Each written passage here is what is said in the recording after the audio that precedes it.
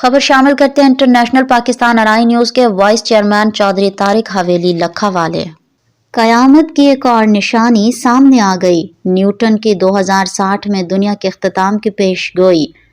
कयामत की एक और निशानी सामने आ गई। फिजिक्स में हरकत के कवानीन वाज़ह करने वाले साइंसदान आइजक न्यूटन ने साल 2060 में दुनिया के इख्तिताम की पेशगोई की थी। आइजक न्यूटन को बाबाए जदीद साइंस कहा जाए तो बेजा ना होगा, जिसने अपनी निजी तहरीरों में दावा किया कि साल 2060 में दुनिया ख़त्म हो जाएगी।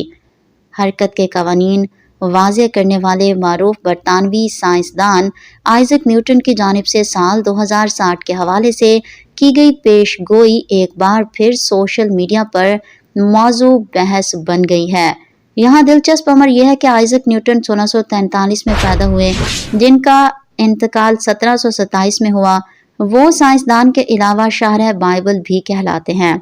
तारीखी रिकॉर्ड के मुताबिक न्यूटन ने अपनी निजी तहरीरों में बाइबल की किताब दानियाल में मज़कूर 1260 दिनों को 1260 बरस करार देते हुए हिसाब लगाया था कि एक अहम मजहबी दौर का इख्तिताम 2060 में हो सकता है।